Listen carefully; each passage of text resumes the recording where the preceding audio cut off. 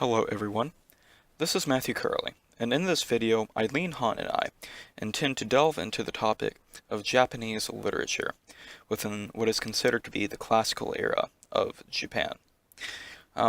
With this, we are intending to focus in this presentation within the Edo and the Meiji periods of Japanese history.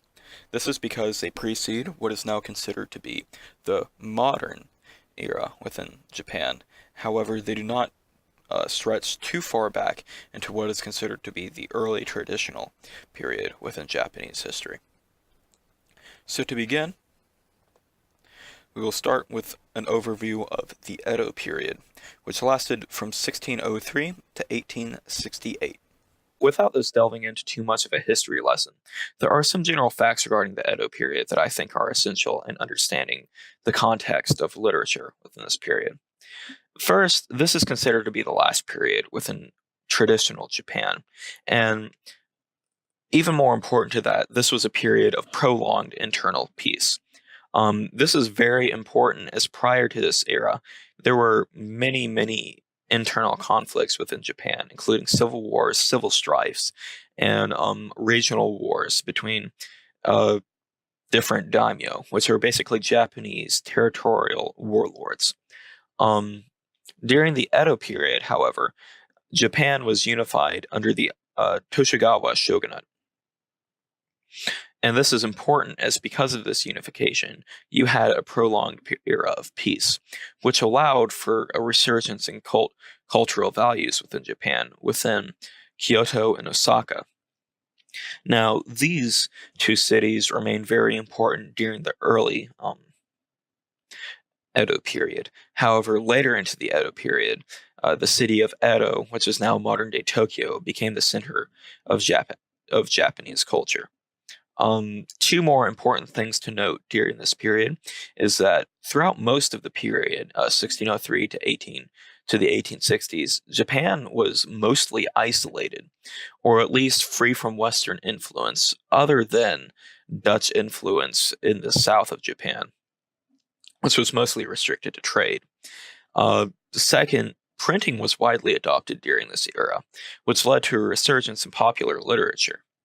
One quick note regarding printing that I found very interesting was that Japan had the capacity to print things from around the mid 700s, around mid 760, actually, 760s. However, this capacity was mostly restricted to Buddhist writings. This is important as prior to the 1600s, most pieces of Japanese literature were in written manuscript form, and they were not widely reproduced, meaning that they are rather rare to find and thus rare to study. However, there have been some pieces of Japanese literature found prior to the 1600s, including a lot of poetry. But not to digress, literature during the Edo period, you saw a major resurgence of poetry due to the peaceful nature of the time. And poetry was shared not just among the um, aristocratic courtly class, but was also within like the lower classes, the feudal classes. And one of the major court poets during the time was Kagawa Kagaki, who was the founder of the Kaian School of Poetry. And this school of poetry mostly emphasized the tone of poetry over the poetry's actual intellectual content. This is important as this school of poetry was very prominent in Japan up until around the mid 1800s. One more major resurgence in the early Edo period that we saw was the resurgence of Renga as a popular pastime. Renga poetry is the development of poetry between two or more poets who are each composing about 5 verse-long pieces of poetry, which they then combine into one complete piece. This was very popular not just within the courtly class, but also within the feudal classes as a pastime more than anything else. And some of these pieces of poetry would even be comical, in fact, especially within the lower classes, as they were a way to kind of vent after a long day. Um, and through the prominence of Ringa, you developed haiku within the mid to late Edo period. Within Ringa, you typically have the first few verses outlining the different um, pieces of setting within the poetry. So the landscape, the time of day, um, anything that would detail the setting. And from this, you developed your own form of poetry, which is the haiku. Now, in the mid to late Edo period, you began to see a resurgence of Zen philosophy as well. And one major poet during this period, Maeshiro Busho, pictured on the right, uh, took the Zen influence within his own daily life and put that into his poetry, which um, basically made him, in all accounts, the father of the modern day haiku, as he combined this Zen and Buddhist influence into the haiku. An example of this, which is on the screen right now, is on a withered branch, a crow has alighted, nightfall in autumn. Now, this is very different as in the early parts of the Edo period, haikus were mostly used just for any type of poetry. It could even be used for gossip. However, through Mashiro Busho, haiku was then used as a form of expressing uh, philosophy and expressing different ideas regarding the universe and life as a whole. Um, and then from there, you began to get into the Meiji period of literature. Emperor Meiji was the 122nd Empire of Japan according to the traditional order of succession, beginning from February 3, 1860 until his death on July 30, 1920.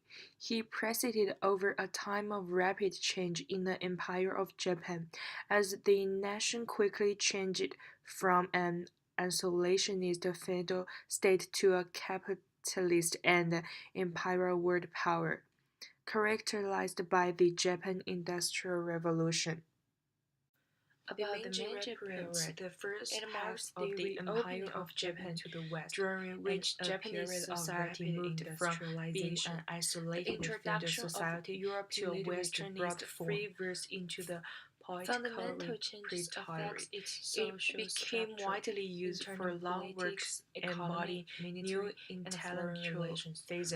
Young Japanese prose writers and dramatists struck and with the whole galaxy of new ideal and artistic schools, but novelists were the first to successfully assimilate some of these concepts and a period of rapid industrialization. The introduction of European literature brought free verse into the poetical repertoire.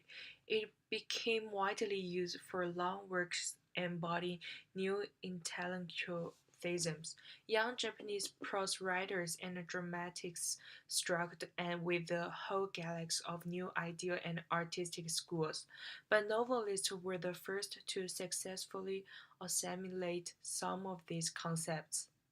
The Meiji period was when Japan, under Western influence, took the Naturalism predominated on the literary scene until around 1910, although such authors as Natsumi Soseki, Moro Ogen, and Nagakava were not associated with it and might even be considered antagonistic to it.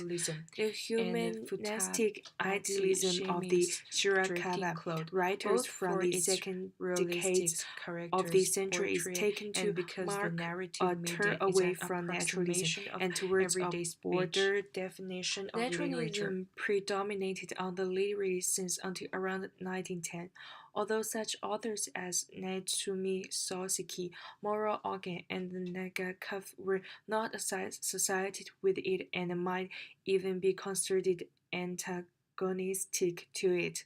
The humanistic idealism of the Shirakawa writers from the second decades of the century is taken to mark a turn away from naturalism and towards a broader definition of literature.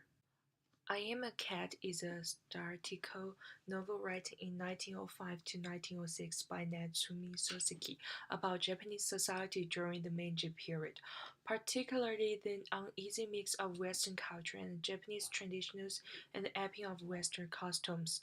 Soseki's original title, Waganhai wa Neko de Aru, uses very high register phrase rising more appropriate to a nobleman, conveying a grandiloquency and a self-importance intended to sound ironic since the speaker, and an anthropomorphized domestic cat is a regular house cat of a teacher and not a high-ranking noble as the high register suggests.